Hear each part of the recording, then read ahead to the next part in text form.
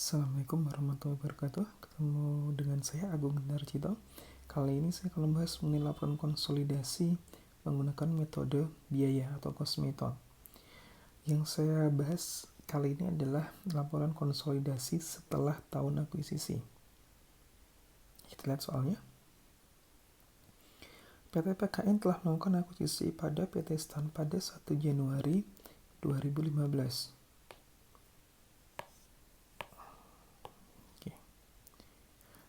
Seharga 800 juta untuk mengambil 80% kepemilikan.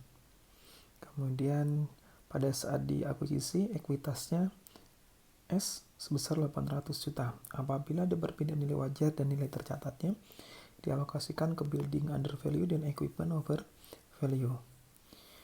Kemudian selain itu, pada saat akuisisi return earning PKN Stan atau saldo labanya adalah 400 juta. Net income spirited-nya 2015 adalah 600 dan dividennya 200 juta. Dividen Stan tahun 2015 adalah 100 juta. Kemudian selama 2016 PKN memberikan pinjaman ke Stan, saya ganti dengan 100 juta di sini.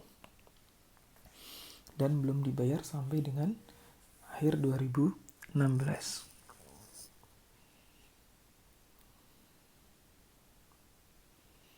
Oke, kalau kita menggunakan cost method, di sini ada beberapa yang masih kosong dan kita bisa melengkapi yang warna kuning-kuning di sini. Menggunakan cost method berarti P akan mendapatkan dividen income, yaitu sebesar, ya di sini di dalam laporan keuangan S ada dividen yang dibagi 100.000, berarti di sini 80% dikalikan 100.000 akan ketemu 80.000. Dan kita jumlah untuk menghitung net income-nya. Oke, semua income dikurangi dengan semua expense akan ketemu sebesar 1.500.000. Kemudian RI 1 Januari 2016 atau 31 Desember 2015. Kita hitung.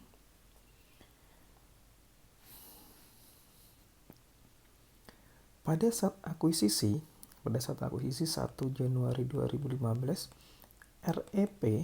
REPKN adalah sebesar 400 juta. 400.000 ya. Kemudian mendapatkan net income spirited atau net income sendiri sebesar 600 juta.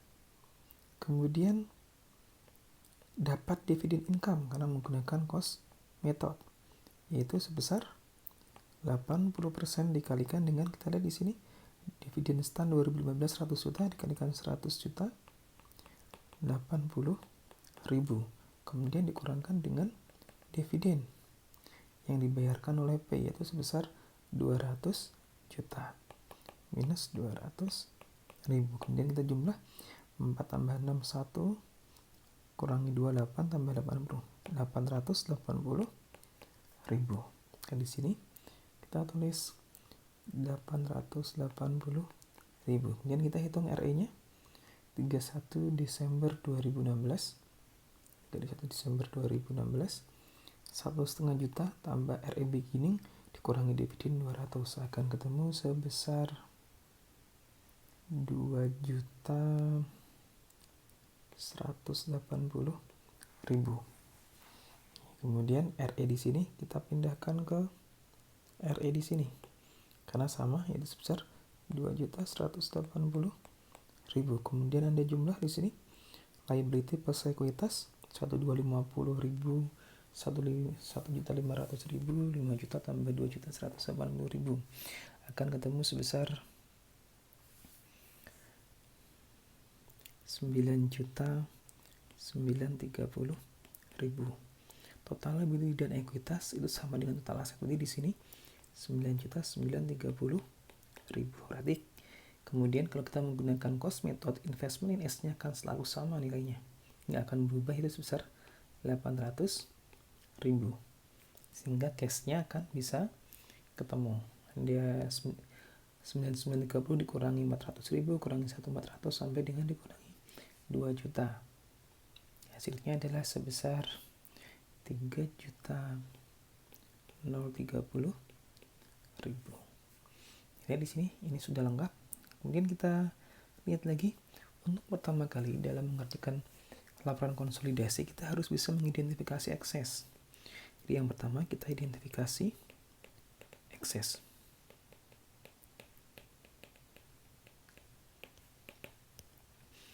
Imbalan yang diberikan atau consideration transfernya adalah 800 juta atau 800.000 di sini. Kemudian persentasenya 80% sehingga kita dapat menghitung implied value-nya atau nilai wajar perusahaan, yaitu sebesar 800.000 dibagi 0,8 akan ketemu 1 juta. Kemudian book value ekuitas S adalah sebesar di sini 800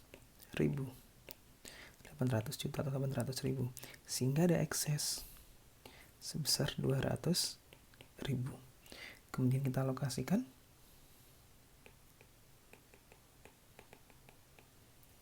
Yang pertama untuk building, yaitu 200.000. Kemudian buildingnya 150 juta atau 150.000. Kemudian equipmentnya dia over value negatif ya, berkebalikan dengan under value 25.000. 150 dikurangi 25 adalah 125.000. 200.000 dikurangi 125.000, sisanya dialokasikan ke goodwill sebesar 75.000. Kita sudah bisa menghitung ekses dan alokasinya. Kemudian kita menghitung jurnal eliminasinya. Kita membuat jurnal eliminasi untuk tahun 2016 menggunakan cost method.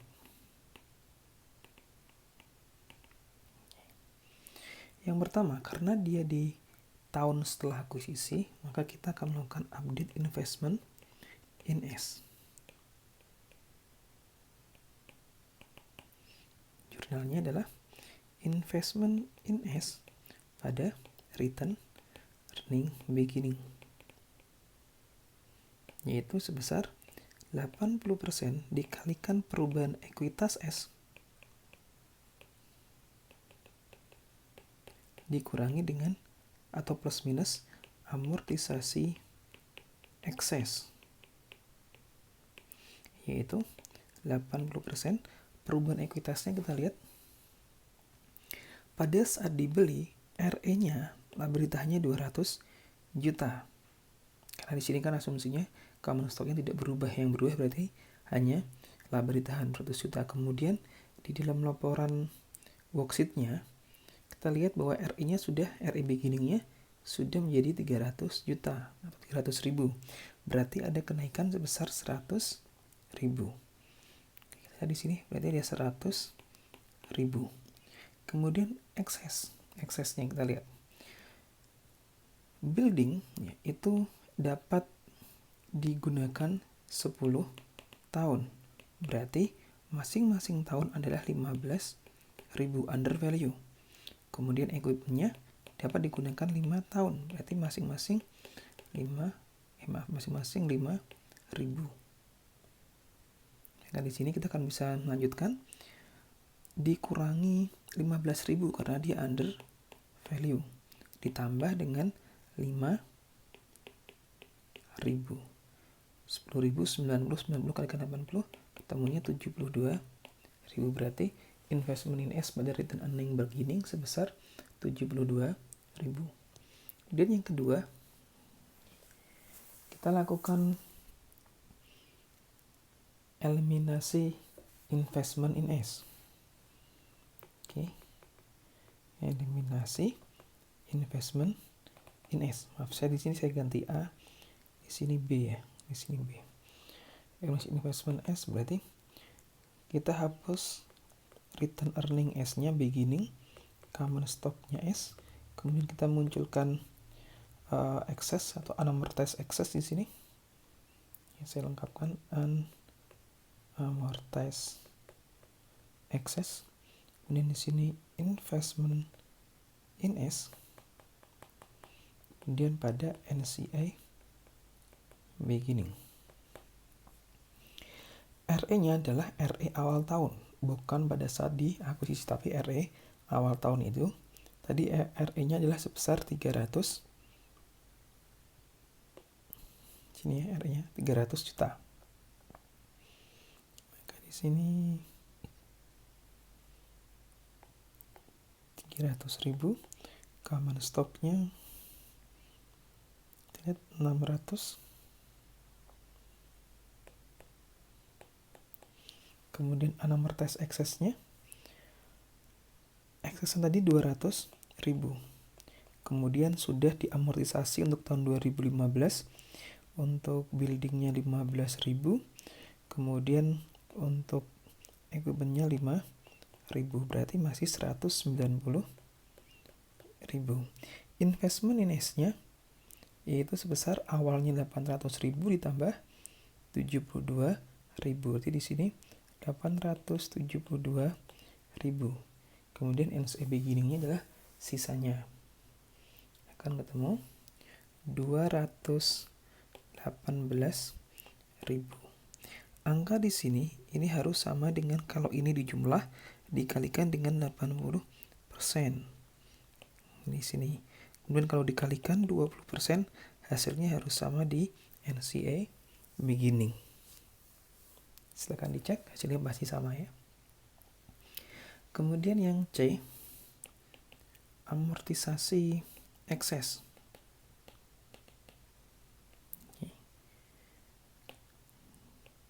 Oke, saya mulai dengan punyanya building under value. Berarti di sini ada amortisasi expand pada building tadi sebesar 15.000.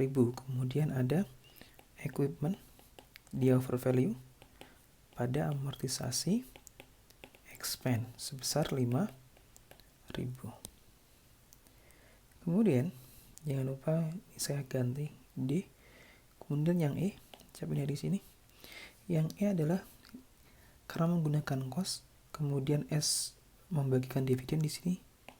Dividen income kita eliminasi pada dividen S, karena satu entitas ya P dan S dalam laporan konsolidasi, maka harus kita eliminasi, tidak boleh ada transaksi di antara P dan S. Kita eliminasi, itu sebesar 80% dikalikan dengan tadi dividennya 100.000, berarti di sini adalah 80.000. Kemudian kita hitung NCA expand-nya. NCA expand.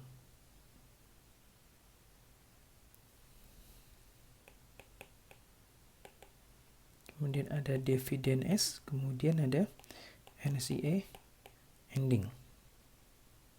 Oke, ini saya ganti di bawah biar cukup ya. F di sini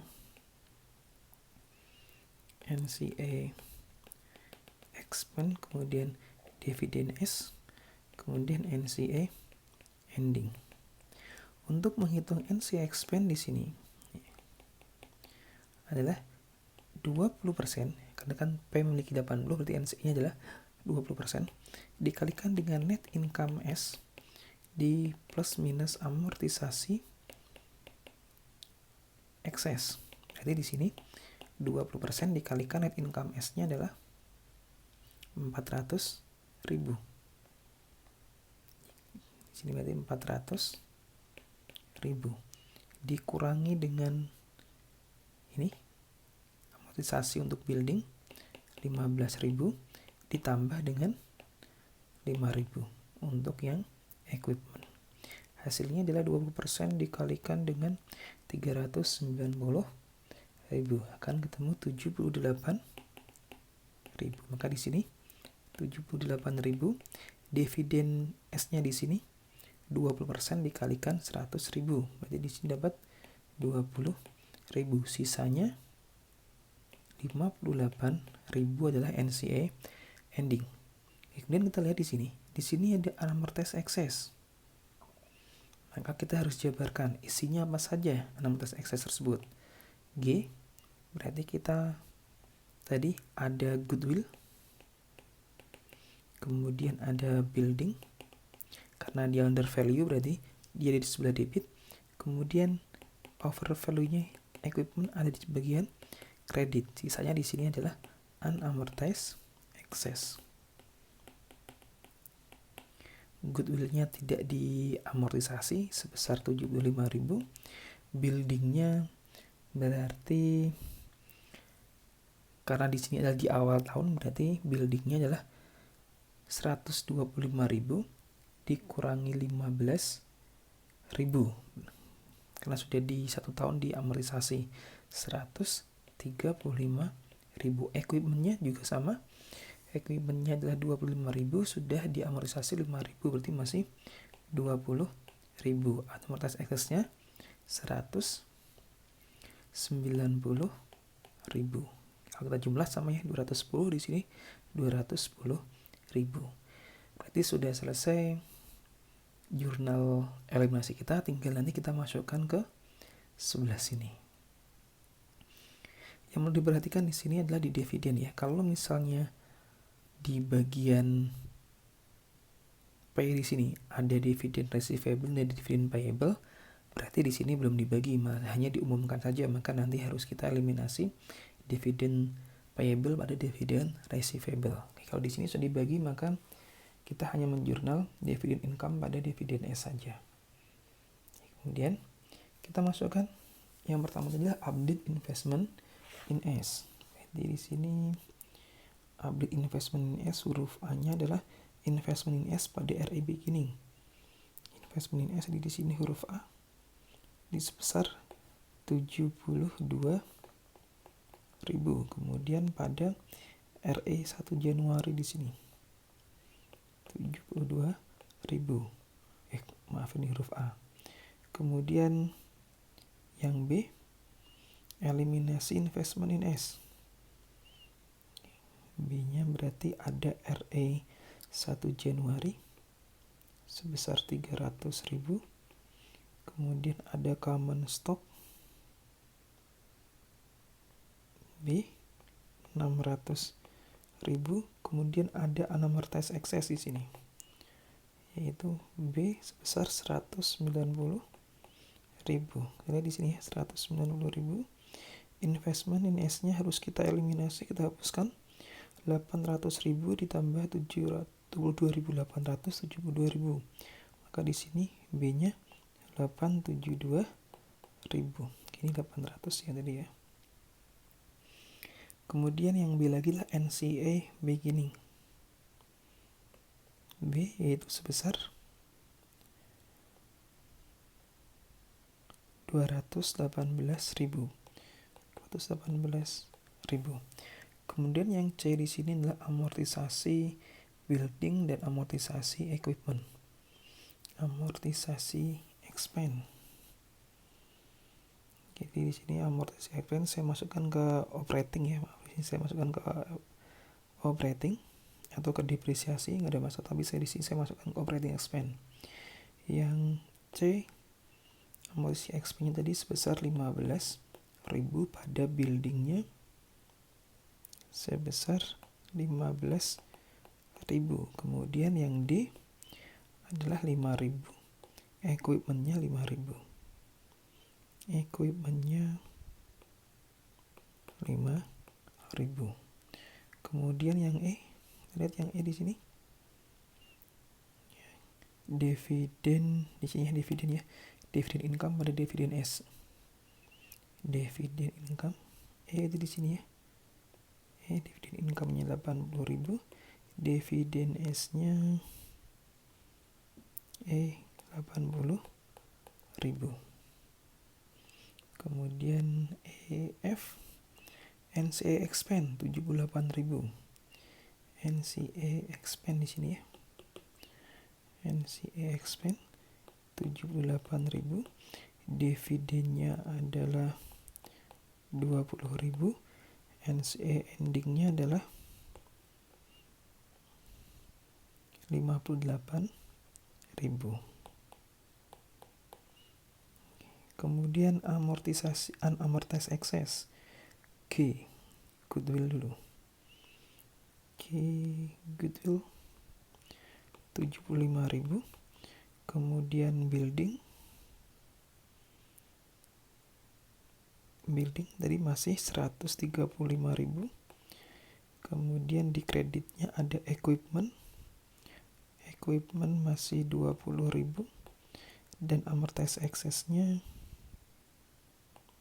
190.000. Sehingga kalau kita total, oh iya, ini satu lagi belum ya, di sini masih ada utang piutang 100 juta. Oke, di sini saya tambahkan lagi, hanya kita hapus account payable dan kita hapus account receivable sebesar 100.000. Maka di sini saya tambahkan lagi yang H account payable debit 100.000. Di sini juga hanya 100.000. Kemudian kita selesaikan consolidatednya. Di sini kita harus paham mana yang debit, mana yang kredit. Di sini sales berarti dia ada di kredit ya, income di kredit. Berarti kalau di sini 4950 tambah 900, Anda jumlahkan, ketemunya 5850. Di sini berarti 5850.000. Kemudian rent income-nya tetap 40.000. Kemudian interest income-nya 50.000. Kemudian dividend income-nya 0. COGS-nya 2250 tambah 300. Di sini saya tulis negatif karena dia mengurangi income ya. Di sini minus 2550.000. Operating expense di sini debit di 600.000 tambah 90.000 tambah 15.000 dikurangi 50.000 karena di sini kredit kan. Jadi dia berlawanan dengan debit. Di sini hasilnya adalah minus berapa di sini? Oke, jumlah dulu 600, 5, 10, 700 ya, minus 700.000.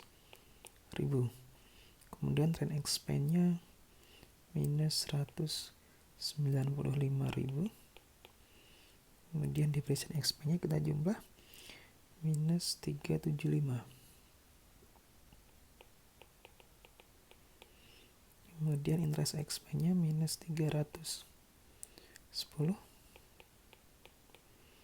Kemudian net income-nya kita jumlah dari atas ke bawah, jangan ditambahkan 1.500 tambah 400, itu pasti hasilnya beda, tapi ini dijumlahkan.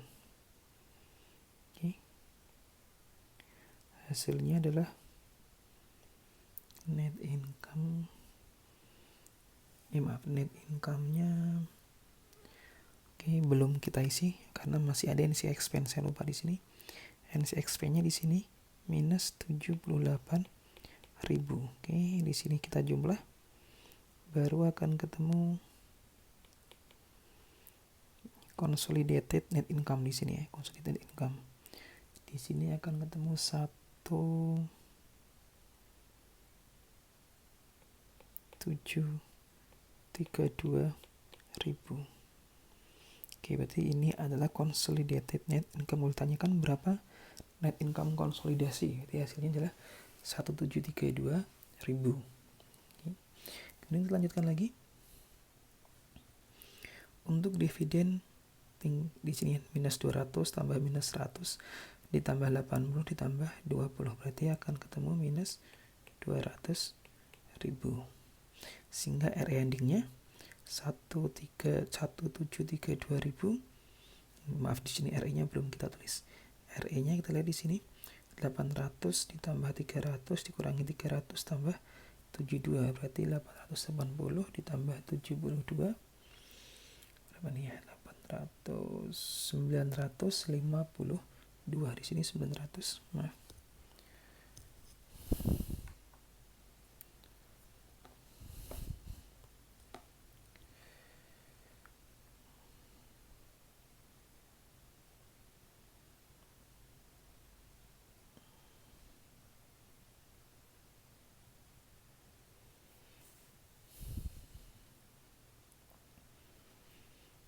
Oke, maaf, tiba-tiba nutup sendiri. Kita lanjutkan lagi.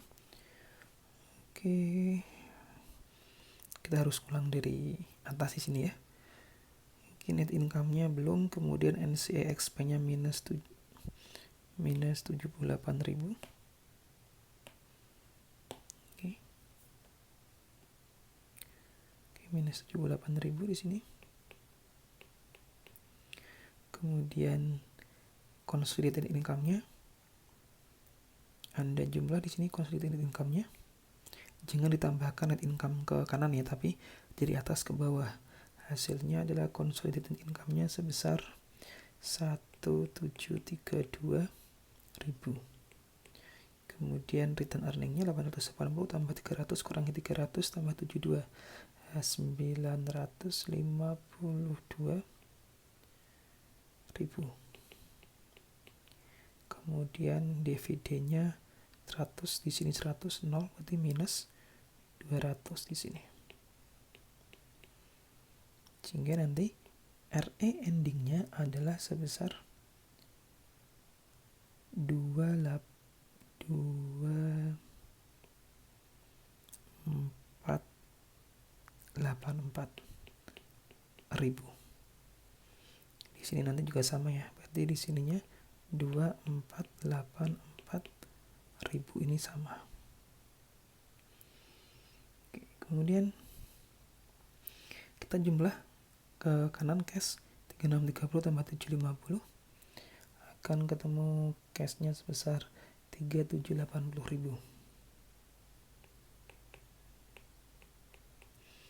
Kemudian account receivable-nya 2 juta tambah 300 dikurangi 100, 2.200.000.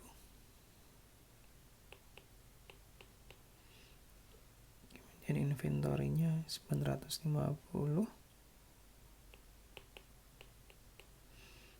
16 excess-nya 0, investment in S-nya pastinya 0, lainnya 2.050 ya, 2.050.000. Kemudian buildingnya 1,4 tambah 175.000 tambah 135.000, ketemunya 1.695.000.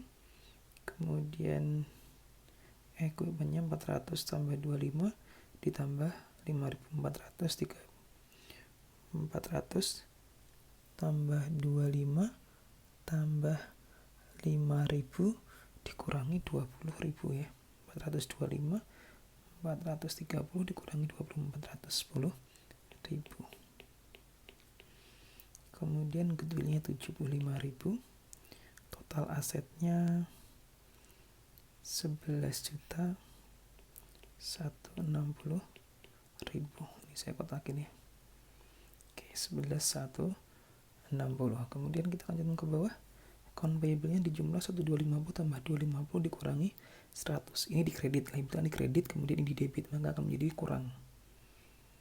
Kita akan ketemu 1.400.000. Kemudian bank loan-nya 2 juta. Kemudian ini sudah berkurang, terhapuskan. Common stock-nya 5 juta. NCA beginning-nya 218.000, di sini 58.000. Sehingga total liabilitasnya kalau Anda jumlah ketemunya 11.160.000. Ini sudah sama.